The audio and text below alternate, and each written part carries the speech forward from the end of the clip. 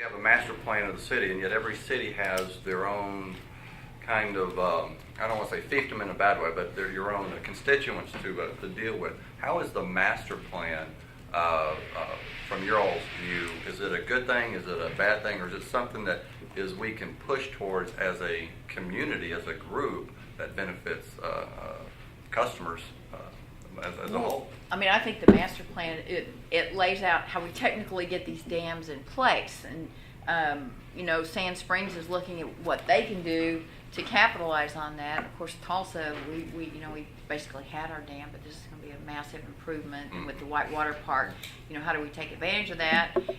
Jinx is moving well ahead to be poised to take care of it. So that master plan just allows for economic development along the edges. And of course, that's what the city of Tulsa, Mayor Bartlett has embraced river development. And so their charge will be to get the economic development going along those edges.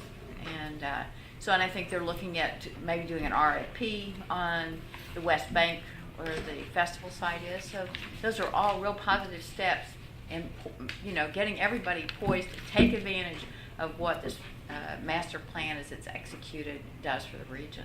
I think Guernsey and the Corps and P&G did a great job during that time frame incorporating the information from the different communities when the master plan was built. Because when you open that master plan and you go to the Jinx section, that was basically what our plan was for that region and what we were doing, and they incorporated that into that.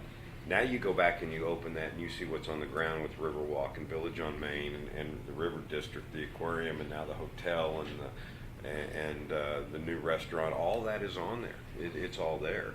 And so what they did is they laid that in there. So it's the most important thing about the master plan is that Tulsa's going to be dependent upon some tourism market into the future, and putting that together is something that we all have to work together on as a region, and recognize that none of us can stand alone in these economic times and how we go forward in the future. So coming together as teams amongst those communities, and Tulsa has to be the lead on this. Everybody has to work together. It's not really I think your word was fiefdom. I mean, we've got to. Don't use that word, Kirby. Constituents. But there's a real need to work together to bring in.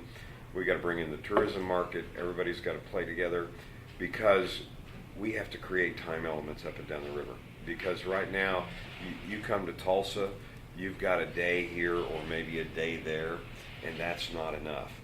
Nobody's going to come. I mean, if you go to San Antonio, you can hang out for a week and never see it all. You come to Tulsa, we're not there yet. We've got to create those activities. It's those activities levels up and down the river that are going to bring people to stay for a week and enjoy and come back the next time because there's something new here. So,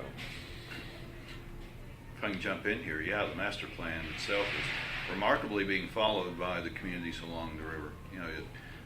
Jinx really was a poster child, and that's why the master plan reflects so well what they had already done. They had thought that out very well in their river corridor, in the campus, if you will, that they have throughout on the west side of the river. Bixby, as Doug mentioned, is already implementing what we had in the master plan is Bixby Landing in the Bentley Park area, a big part of that. And really that development was poised to either work with or without a low water dam. And now that they are underway with engineering design to take care of some water quality issues, that low water dam will be feasible. All we have to do is find enough money to build it, enough millions to build that. Sand Springs, in the master plan we had 7 concepts for development, for commercial development, and we looked at the infrastructure in the river. The West Bank was one of those, and it's following this RFP that would take West Bank all the way down to the Public Works maintenance yard there, and including the concrete plant. Is just what we had, and that's the concept in the master plan for the West Bank. And it's not that they have to follow the concept, but the master plan laid out ideas, planted seeds for what could happen there, and those are really taken off. The only problem is we don't have enough money to build the infrastructure right now that supports all of that commercial development.